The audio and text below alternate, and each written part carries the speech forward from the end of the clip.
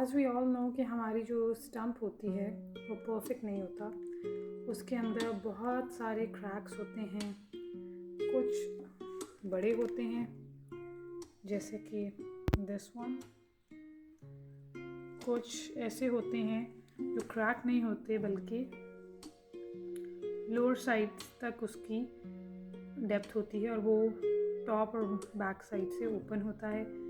इस टाइप का जो कैविटी या कह सकते हैं आप उसको, उसके अंदर आप एपॉक्सी से ही फिलिंग कर सकते हैं। लेकिन अगर आपका क्रैक इस टाइप का है, इसके अंदर भी आप एपॉक्सी को यूज़ कर सकते हैं। Then you may have these kinds of cracks जो कि बहुत ही बारीक हैं, या फिर इस टाइप के क्रैक्स, ये वाले, ये जो बहुत टाइनी से और नैरो से क्रैक्स होते हैं, इन सब की फिलिंग जो है वो आप एपॉक्सी के साथ तो कर ही सकते हैं। लेकिन if you are thinking of some alternate कि जिनसे इन क्रैक्स को फिल कर लिया जाए, तो वी हैव 3 ऑप्शंस अवेलेबल। अगर आपके क्रैक्स थोड़े बड़े हैं जैसे कि ये वाला, तो इसके लिए आपको यूज़ करनी होगी hot glue gun. Keep in mind कि हर टाइप के क्रैक के लिए हम एपॉक्सी ही यूज़ कर सकते हैं, but now I am telling you some alternates other than epoxy. अगर आपके माइक्रो टाइप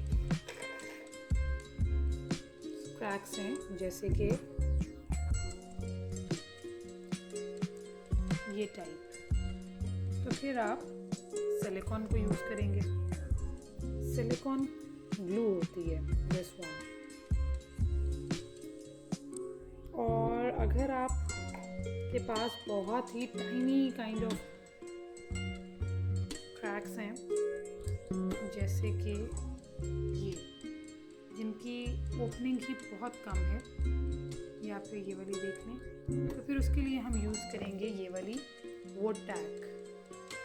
हार्डवेयर स्टोर्स पे ये ग्लू बहुत इजीली अवेलेबल होती है। मैंने तो इसको पाउच फॉर्म में मिलती है, मैंने इसको एक बॉटल में डाल लिया है। तो अगर आपको वुड टैक या फिर वुड समथिंग के नाम से मिलती है, बेसिकली लकड़ी को जोड़ने के लिए ग्लू यूज़ होती है, ये कारपेंटर्स के पास भी अक्सर होती है। तो वो जो पाउच होता है उसको मैंने इस बॉटल में सारा डाल लिया है, और ये बहुत ही थिक किस्म की ग्लू होती है।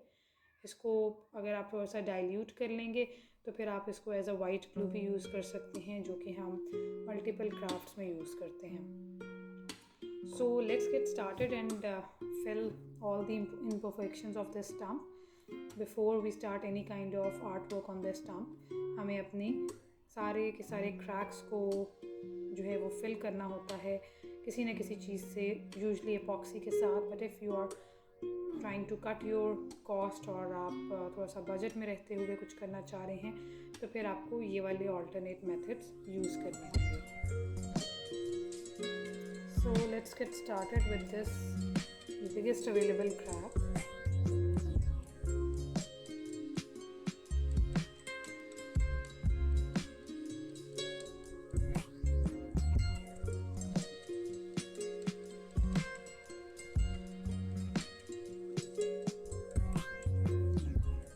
बेसिकली क्रैक के अंदर आपको गन प्रोजेक्ट करनी है।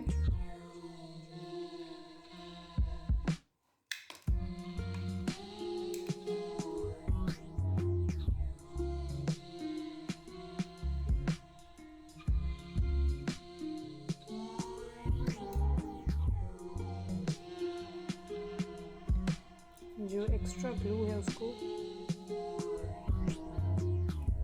उतार लें।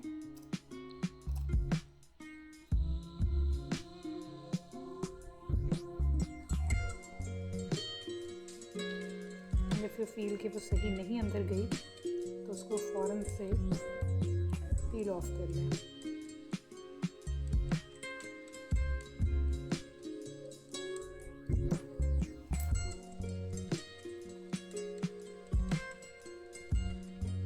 अब मैं गन अंदर डाल के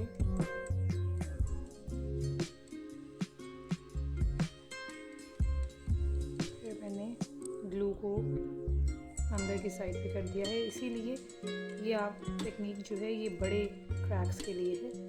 this is not beneficial for small cracks.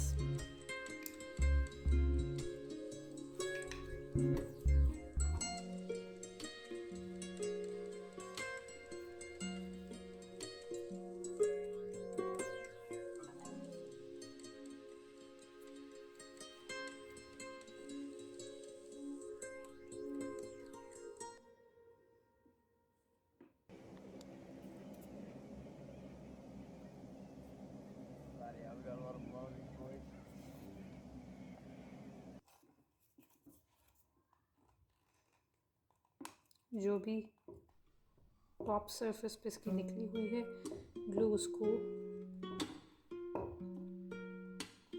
Precision knife से या वैसे भी उतर जाती है ये.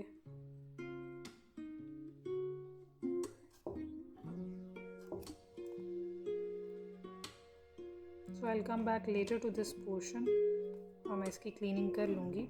Before that let me find out some other bigger crack. So now again this one is a bigger crack. ये तो एक पूरी कैविटी है जिसको मैं फिल करूँगी epoxy के साथ, but this crack has to be filled with something. तो इसको मैं सेम hot glue gun की हेल्प से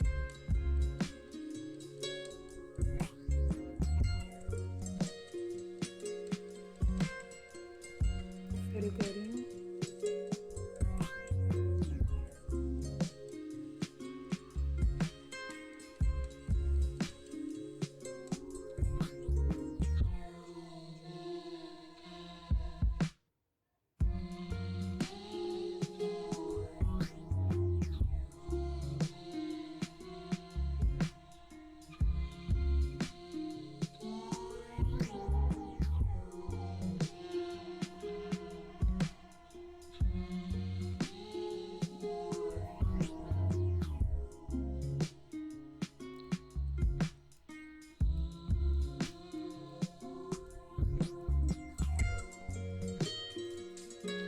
इसके अंदर थोड़ा सा मैं इसलिए कर रही हूँ ताकि जो ये वाली ओपनिंग होगी जहाँ से रेज़न जो है वो सीप आउट कर सकता है, मैं उस एरिया को ब्लॉक कर दूँ.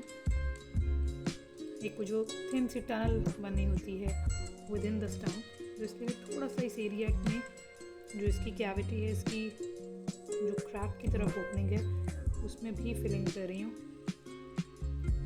ताकि कोई भी रेज़न जो है वो यहाँ से थिन टनल की वजह से बाहर को ना आ जाए.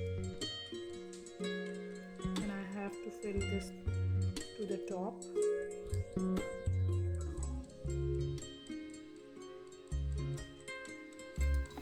Okay, now moving on. Okay, तो अब मुझे थोड़े से जो मीडियम साइज क्रैक्स हैं उनको फिल करना है, जैसे कि ये वाला है. ये हॉट ग्लू गन के साथ नहीं हो सकता था. So I have this dust with me. ये डस्ट वो है कि जब आप अपनी वुड को सैंड करते हैं तो ये इस टाइप का डस्ट जो है ये उतरता है, तो आपको वो स्वीप करके अपने पास इकट्ठा करना है. और then I have this silicone glue. Silicone glue जो है इसकी टॉप्स जो टिप है इसकी कटिंग करनी होती है ताकि ये इजीली यूज़ हो सके. इसकी टिप को मैंने काट लिया है. दैट डिपेंड्स कि आपने कितना छोटा या बड़ा काटना है. अब इस से ये वाला एरिया है, so I'll be taking a little bit of this dust. इसके अंदर मैं ये डस्ट की फिलिंग कर रही हूँ.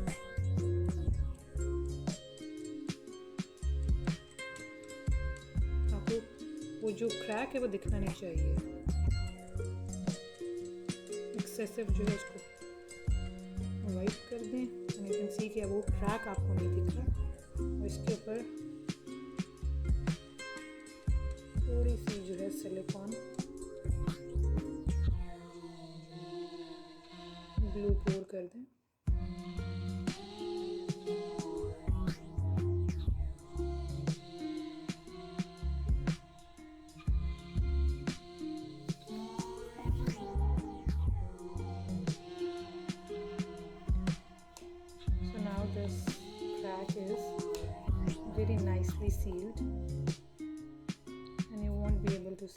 फिलिंग ना, इतना ही आपको बहुत नेचुरली फिल हो जाता है, तो पता भी नहीं चलता। Likewise I am going to fill these cracks.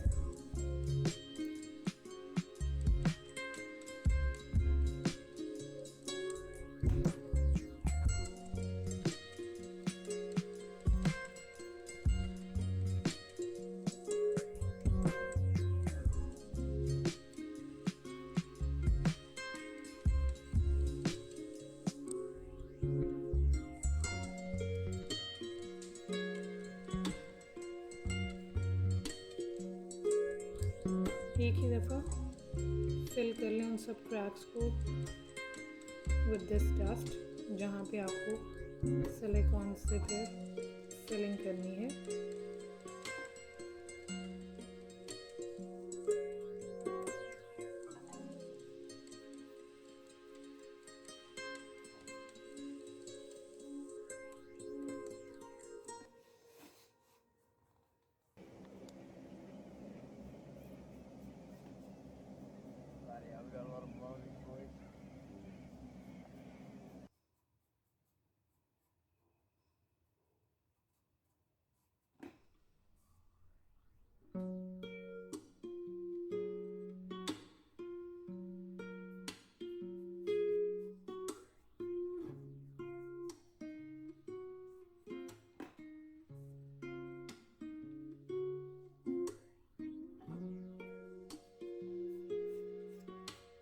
So again you can see कि जितने भी क्रैक्स दिख रहे थे they are now very nicely filled। और इसके ऊपर मैं सिलिकॉन लगाऊंगी। एक्स्ट्रा जो है उसको फ़ौरन से वाइप करें, वरना फिर वो भी सिलिकॉन के साथ वहीं पर रह जाएगा और उससे एक रेस्ड सा इफ़ेक्ट आएगा जो कि हम नहीं चाहते, और वो थोड़ी सी रेस्ड होगी।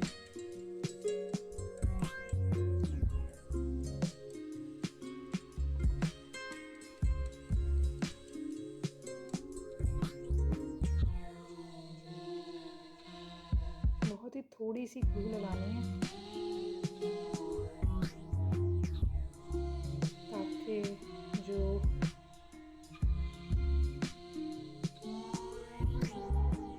रेस्ड सी फिल्म ना बने आपकी स्टम्प के ऊपर, बल्कि बिल्कुल ही सेट किस्म की हो।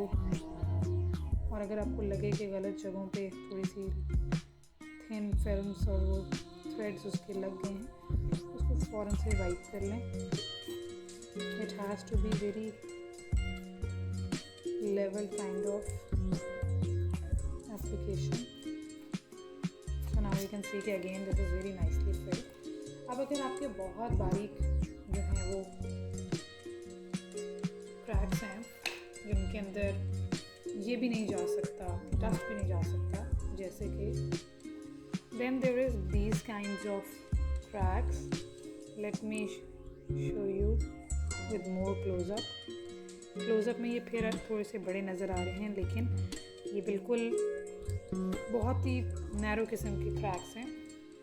इस टाइप के जो क्रैक्स होते हैं उनको हम वुड ग्लू से जॉइन करेंगे। So what I do is कि मैं थोड़ी सी ग्लू लेने के बाद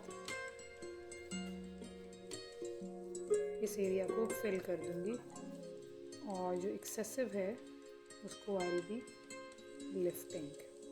अगेन आप खुद नज़र आ रहा है कि वो एरिया जो है वो फिल हो चुका है, just like this. So this is how you can use all these three methods to fill all your cracks. Cracks की फिलिंग के बाद अब हमने डिप्स को फिल करना है, जो कि पूरी एक कैविटी है, जैसे कि ये वाली या फिर ये वाली। इनमें बेसिकली बहुत डेप्थ है, और ये जो बड़े वाला क्रैक है ये तो बेसिकली टॉप से बॉटम तक जो है ओपनिंग है इसकी। तो इस तरह का जो कि ओपनिंग होती है उसको हम एपॉक्सी से फिल करेंगे। तो मैंने टॉप साइड जो है वो वहाँ पे मैंने टेप लगा के डाउनवर्ड साइड से एपॉक्सी को फिल करना है। तो सबसे पहले मैं टॉप साइड पे जो क्रैक है वहाँ पे स्कॉच टेप की हेल्प से इस क्रैक को सील करूँगी। पेंटर्स टेप को भी आप यूज़ कर सकते हैं। स्कॉच टेप जो है वो कुछ ज़्यादा अच्छा स्टिक हो जाती है वुड के साथ as compare to painters tape. Although painters tape भी बहुत अच्छे तरीके से जो है वो काम करती है and I have used it many times. Tapping इस तरह से करनी है कि कोई भी एरिया आपका ओपन ना रह जाए और कोई भी एरिया अनकवर्ड ना हो जहाँ से रेजिन जो है वो लीक कर सके। तो अपनी पूरी सेटिस्फेक्शन के साथ टेप को जनरसली लगाएं ताकि जो कोई भी एरिया ऐसा ना हो जहाँ से रेजिन जो है वो निकल जाए। अब मैंने जो टॉप सरफेस थी उसको नीचे की साइड पे कर लिया है और मैं लोअर साइड से इसकी फिलिंग करूँगी। And as you can see कि जो लोअर सरफेस है वो क्योंकि सैंडेड नहीं है तो काफ़ी रफ और टेक्सचर्ड है। तो अब मैं ब्लैक रेज़न जो है वो मैंने बनाया है। उसकी रीज़न ये है कि जो मेरी वुड का कलर है जहाँ पे कुछ एरियाज़ जो हैं वो ब्राउन और ब्लैक हैं, तो मैं क्योंकि ओशन टेबल बनाना चाह रही हूँ और मैंने इसकी पूरी सरफेस को कवर नहीं करना, तो अगर मैं ट्रांसपेरेंट एपॉक्सी डालूँगी तो वो एक एरिया जो है ऑड सा लगेगा क्योंकि जो इनर एरिया है इस डेप्थ का वो भी थोड़ा सा ब्लैकिश ब्राउन सा है और अगर उसमें से एक चीज़ वाइट ट्रांसपेरेंट कलर की पॉप आउट करेगी तो वो पूरे टेबल के अंदर बहुत विजिबल होगी। तो इसलिए मैंने इसको ब्लैक ब्राउन मीका के साथ जो है वो फिलिंग कर रही हूँ।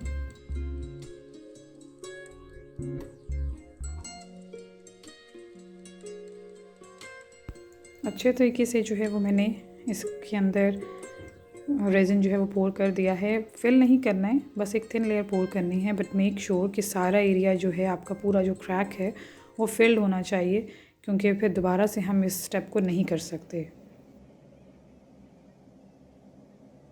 नाउ इट्स बीन 24 आवर्स और इसको फ्लिप करके देखते हैं कि क्या इसमें सही तरीके से रेजिन फिल हुआ या नहीं।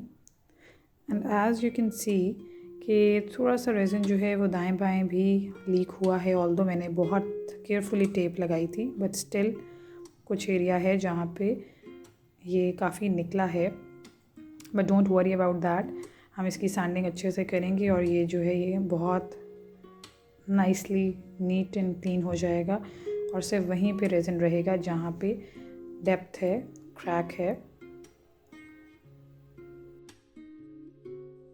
पॉइंट पे अगर आपको लगे कि आपका जो रेजिन है वो सारा बाहर को लीक कर गया है और जो क्रैक है वो फिल नहीं हुआ, तो आप सैंडिंग से पहले इसी पोजीशन में दोबारा से टेपिंग करेंगे और बैक साइड से जो है दोबारा से पोरिंग करेंगे ताकि जो है जो भी एरियाज़ अनफिल्ड रह गए हैं उनको हम ठीक कर सकें। So this is the closeup जिसमें क्रैक तो फिल्ड है लेकिन साइड्स पे भी वो लीक आउट हुआ है। Next I have this cavity left जिसके अंदर थोड़ी सी मैंने ग्लू गन के साथ ग्लू लगाई थी ताकि जो टनल है वो ब्लॉक हो जाए। लीक्ड रेजिन है उसको मैं सैंडिंग कर लेती हूँ। 120 ग्रेड जो है सैंड पेपर का वो ठीक है, आप 80 के साथ भी सैंडिंग कर सकते हैं और सेंटर के साथ जो है वो मैंने 120 ग्रेड का सैंड पेपर जो है वो अटैच किया है। And I will keep sending till the time जो एक्स्ट्रा स्पिल हुआ हुआ रेजिन है वो सब जो है वो ख़त्म नहीं हो जाता।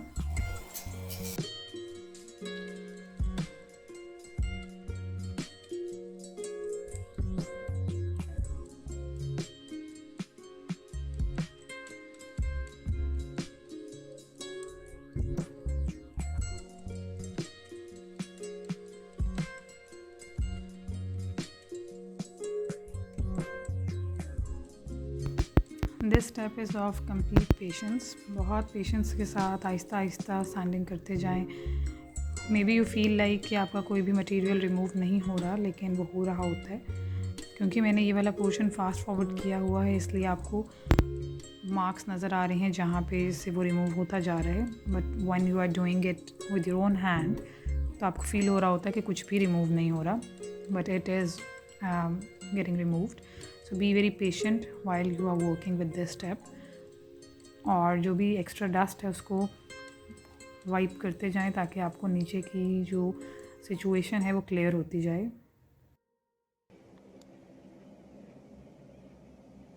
So after getting it clean from the top, अब मैं साइड्स पे जो है वो थोड़ी सी ब्रशिंग करके जो इसके कुछ रफ़ एजेस होते हैं उनको बर्न करूँगी with the help of flame torch. इससे एक कलर्ड टेक्सचर भी आ जाता है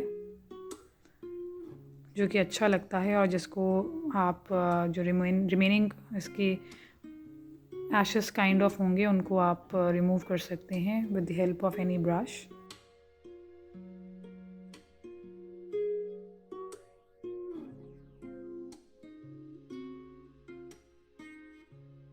इसके बाद मैंने अपनी वुड को जो है एक थिन कोटिंग ऑफ रेज़न के साथ जो है वो सील कर लिया है, और इसको 24 आवर्स मैंने दिए थे ताकि ये ड्राई हो जाए। और अब जो है हम इस पर ओशन कलर्स जो हैं वो पोर करेंगे। ऑल्दो थोड़ा सा wet and dry kind of effect आपको लग रहा है, लेकिन ये वुड का अपना कलर है। अदरवाइज़ मैंने इवनली इपॉक्सी जो है वो इस पर पोर की थी, क्योंकि यू नो दिस कि जब भी हमने स्टम्प पे काम करना है तो वुड को सबसे पहले हमने सील करना है। I am using these two pigment paste, और इन दोनों के कॉम्बिनेशन से मैं ब्लू वाला पोर्शन जो है ओशन का वो बनाया है मैंने। This colour basically contains sapphire blue and sea green pigment paste, और उसके कॉम्बिनेशन से ये शेड बना है।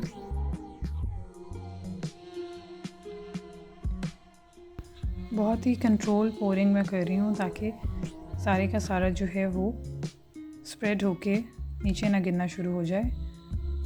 थोड़ा थोड़ा करके आई एम एडिंग ताकि जो कलर्स हैं वो वुड पे ज़्यादा स्टे करें as compare to dripping down.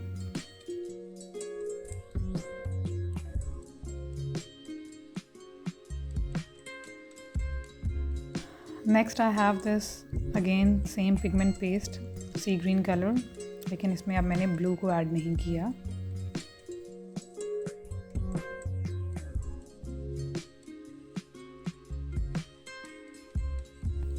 Colours बहुत ही डिफरेंट नज़र आ रहे हैं कैमरा में, जबकि ओरिजिनल कलर्स इससे डिफरेंट हैं।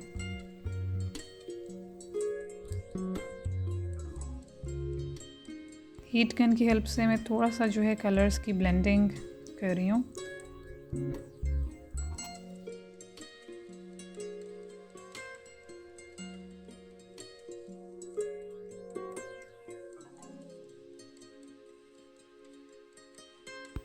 Next I am pouring white resin, ये भी पिगमेंट पेस्ट है।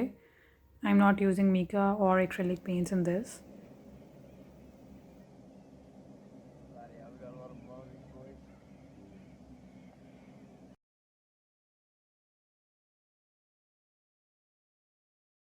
The most important and amazing thing about using pigment paste in ocean is कि आपको फ़ौरन से बहुत प्यारे से सेल्स मिलना शुरू हो जाते हैं।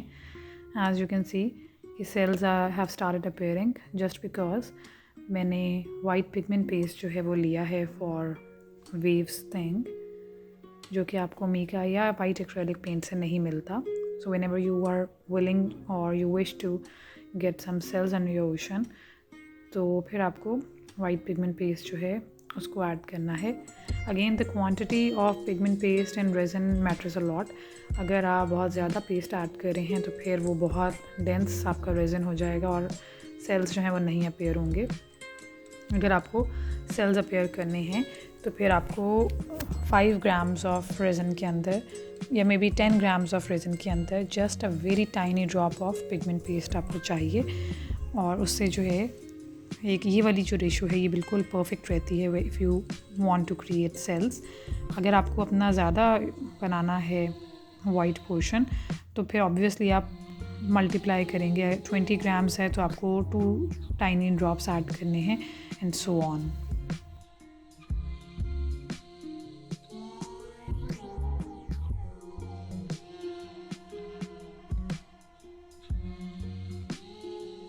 The next important thing is कि आप हीट गन कैसे यूज़ करते हैं when you are creating waves.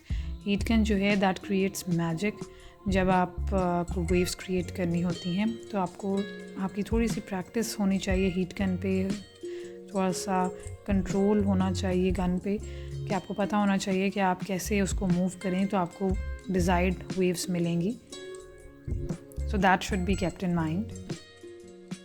Last layer जो है वो मैं ट्रांसपेरेंट रेज़न की पोर कर रही हूँ, ताकि कुछ जो वाइट पिगमेंट पेस्ट का रेज़न है वो एक ट्रांसपेरेंट रेज़न से जब टच होगा तो वहाँ पर भी कुछ वेव्स का और फॉगी सा एक इफ़ेक्ट देगा, साथ ही कुछ सेल्स का इफ़ेक्ट देगा.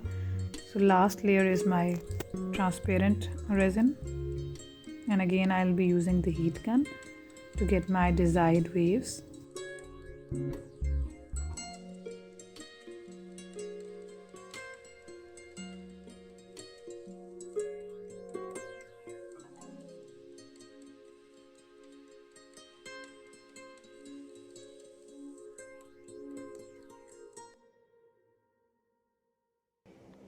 So now my ocean is completely cured और अब मैं इसको second layer एक दूँगी. So I'll start with pouring some transparent resin in all the portion जहाँ पर मेरा blue, green and white resin है. उसके ऊपर एक complete एक किस्म का top coat दे रही हूँ मैं.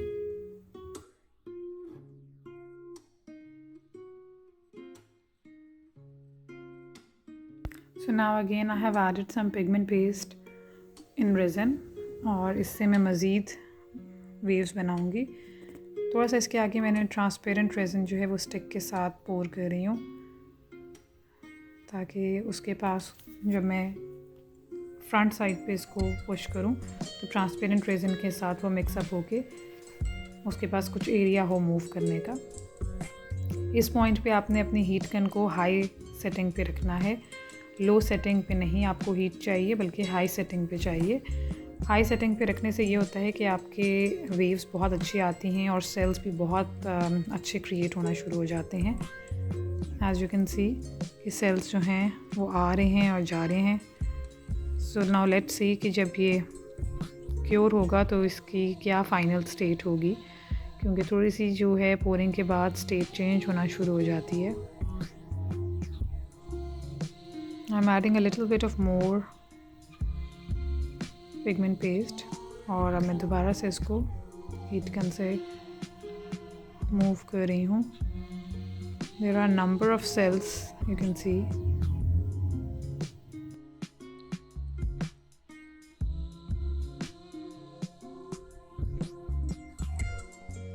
Now I'll give it some 24 hours और फिर मैं आपको इसकी फ़ाइनल लुक दिखाऊंगी.